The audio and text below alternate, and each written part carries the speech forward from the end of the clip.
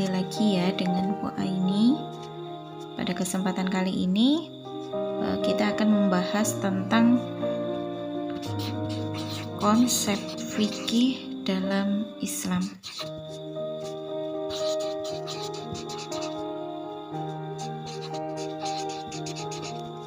Ya, yang kemarin lulusan dari MTS mungkin sudah tidak asing lagi dengan yang namanya fikih. Kalau yang dari SMP mungkin juga sudah pernah mendengarnya. Nah, kalau bahasa enaknya kalian mungkin kalau sudah berbicara tentang fikih berarti nanti berbicara tentang halal dan haram, boleh dan tidak, tapi tidak hanya sekedar itu pembahasan fikih. Oke, kita masuk pembahasan pertama tentang pengertian fikih. Nah, fikih kalau dalam bahasa Arab itu artinya sebenarnya berasal dari kata fikhun.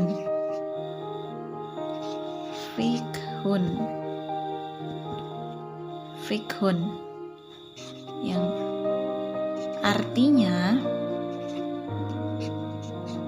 yakni sama dengan fahmun amikun.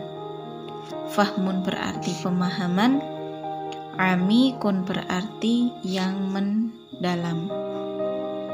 Jadi kalau secara bahasanya fikhun itu artinya fahmun amikun, pemahaman yang mendalam. Nah, secara istilahnya ada banyak sekali definisi fikih secara istilah yang dikemukakan oleh para ulama. Di sini Ibu ambil satu definisi yang paling masyhur dalam kalangan fikih, dalam kalangan ahli fikih, ya, yaitu ilmu yang membahas tentang hukum syariah yang berkenaan dengan amaliyah. Amaliyah itu maksudnya adalah perilaku manusia yang dilandaskan pada dalil terperinci. Nah, definisi ini definisi paling masyhur di kalangan para ulama. Ya, definisi ini diungkapkan oleh Imam Syafi'i. Ya, kita sudah tahu ya definisi fikih baik secara bahasa dan istilah. Kalau ingin tahu secara lengkapnya, kalian bisa baca sendiri di buku mengenai istilah, mengenai definisi fikih secara istilah yang banyak pendapatnya. Oke, kita masuk ke ruang lingkupnya. Ruang lingkupnya itu berarti isi pembahasannya, atau kalau ruang itu berarti sesuatu yang ada di dalamnya. Oke, ruang lingkupnya apa saja? Yaitu meliputi semua hukum yang berbentuk amaliyah. Amaliyah masih ingat tadi kan? Amaliyah itu artinya perbuatan untuk diamalkan oleh mukallaf. Nah, mukallaf itu siapa? Mukallaf itu orang yang sudah dikenai kewajiban untuk melakukan hukum syarak. Jadi dia sudah punya tanggung jawab untuk melakukan hukum syarak. Nah, ruang lingkupnya itu apa saja? Meliputi apa saja? Yang pertama ada hukum tentang hubungan manusia dengan Tuhannya, atau kata lainnya itu disebut dengan ibadah. Nanti bisa wujudnya ada sholat, ada ibadah haji, puasa, dan yang lainnya. Ruang lingkup yang kedua itu ada tentang hubungan manusia dengan sesamanya, atau biasa disebut dengan muamalah. Terus yang ketiga ada hukum tentang hubungan pernikahan dan keluarga, dan yang terakhir tentang hubungan berbangsa dan bernegara. Selanjutnya tentang periode perkembangan fikih. Di sini Periode tersebut dibagi menjadi 4 periode. Yang pertama ada periode Nabi, ada periode sahabat, periode tadwin, dan yang terakhir ada periode taklid. Periode Nabi ini merupakan periode awal tumbuhnya fikih, atau bisa disebut ibaratnya munculnya akarnya fikih, munculnya sumbernya fikih, yaitu apa yang bersumber dari Nabi. Wujud ada Al-Quran, ada hadis yang disebut dengan syariat. Kalau Al-Quran dan hadisnya adalah syariat, tapi hukum-hukum yang bertalian dengan amaliyah manusia yang bersumber dari Al-Quran dan hadis, itulah yang disebut fikih. Maka pada zaman Nabi itu sudah muncul fikih, atau bahasanya itu awal mula munculnya, atau awal mula tumbuhnya, atau cikal bakalnya nanti fikih akan berkembang. Itu periode pertama. Pada periode ini semuanya terjawab dengan jelas. Kedua ada periode sahabat. Periode sahabat ini dimulai dari wafatnya Nabi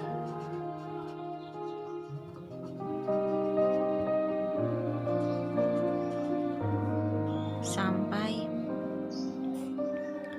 selesainya dinasti Umayyah.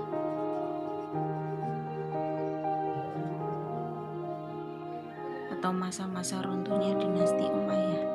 Itu disebut dengan periode sahabat. Periode ini fikih semakin berkembang, di mana para ulama sudah mulai mentafsirkan hadis, mentafsirkan Al-Quran dan memaknai hadis. Pada periode Nabi ini, pada periode Nabi ini dibagi menjadi dua, ada periode Mekah, periode Madinah, di mana pada periode Mekah itu kebanyakan ayat-ayat yang turun itu berkenaan dengan akhlak dan tauhid serta sejarah. Berbeda ketika pada periode Madinah, di mana hukum-hukum itu sudah mulai lebih banyak muncul, karena ayat-ayat yang turun pada saat di Madinah itu lebih banyak berkenaan dengan perkawinan, warisan, dan hukum muamalah lainnya. Nah, jadi periode Nabi ini adalah periode yang merupakan periode yang sangat penting dalam pertumbuhan fikih awal mulanya. Ya, lanjut periode tadwin. Bahasa enaknya adalah periode pembukuan.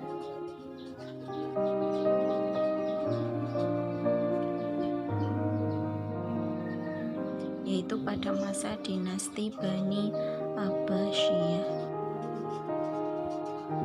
Kalau tadi pada periode sahabat itu memang sudah muncul fikih, artinya fikih sudah mulai berkembang dengan adanya penafsiran ayat dan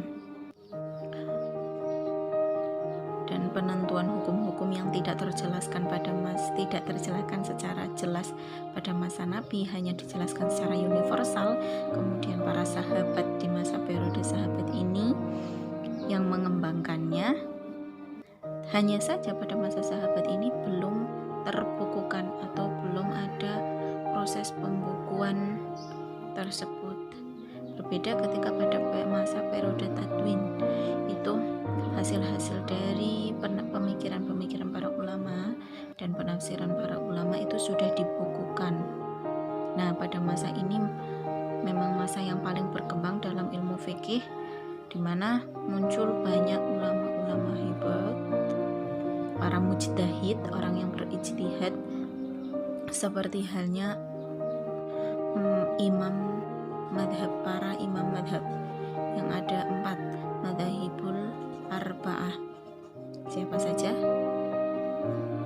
Ada Imam Syafi'i, yang pertama ada Imam Maliki, Imam Hanafi, Imam Syafi'i, dan kembali, yaitu ada pada masa periode tadwin. Periode ini dikatakan sebagai periode puncaknya keilmuan fikih. Nah, lanjut ke periode taklid, ini justru penurunan dari periode tadwin, di mana semangat berijtihadnya turun, karena taklid di sini artinya mengikuti.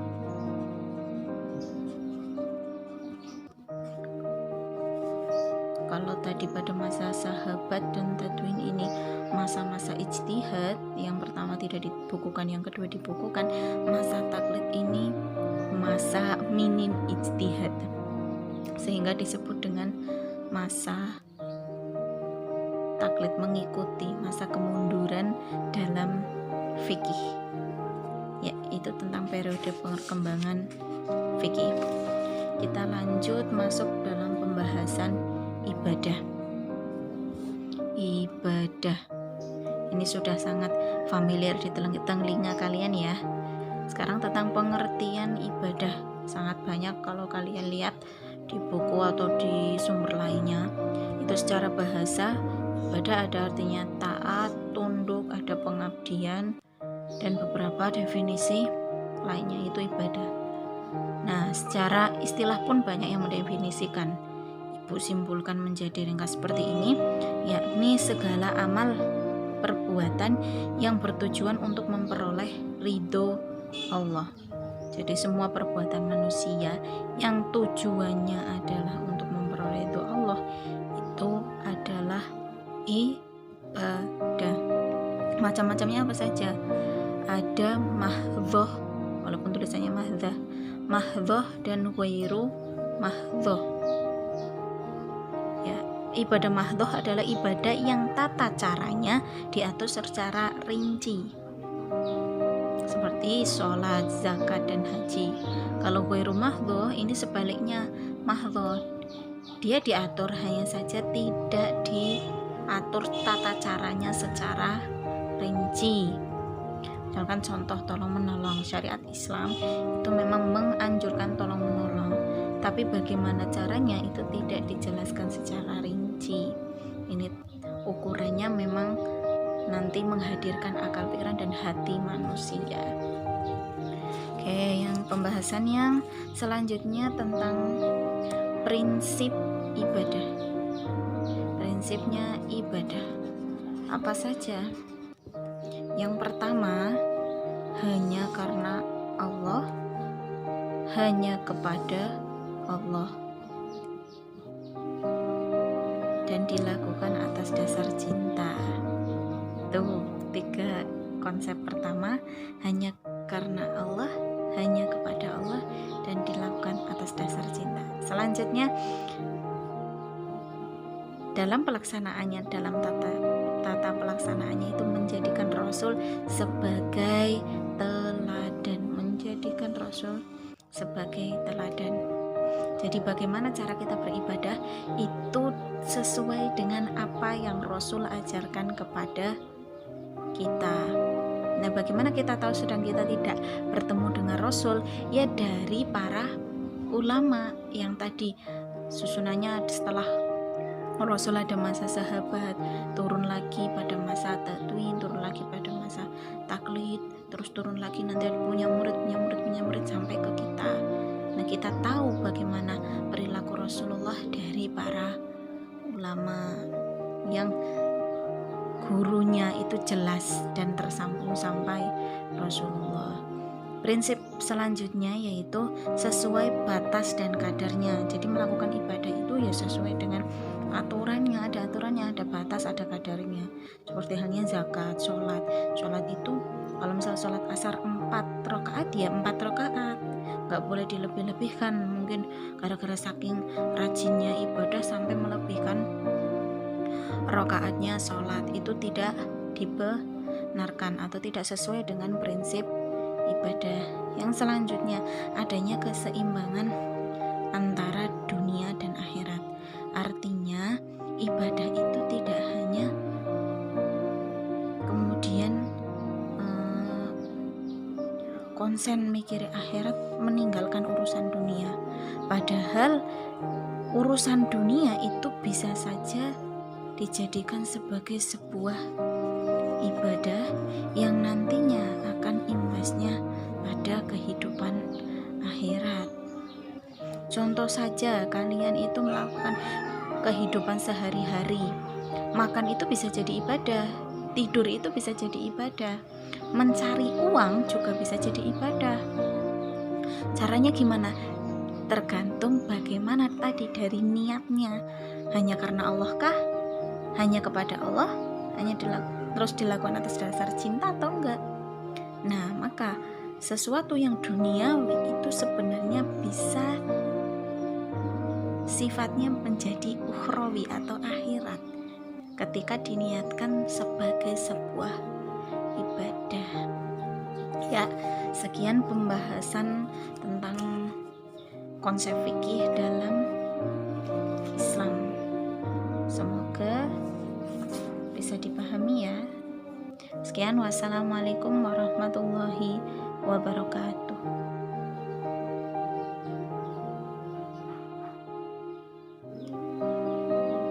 Nah, nanti inti pembahasan ini untuk ruang lingkupnya yang tadi ada hubungan manusia dengan manusia, hubungan manusia dengan sesamanya, wujudnya, ruang lingkupnya nanti menghasilkan hukum yang lima apa saja? Ada wajib, sunnah, makruh, haram, dan mubah.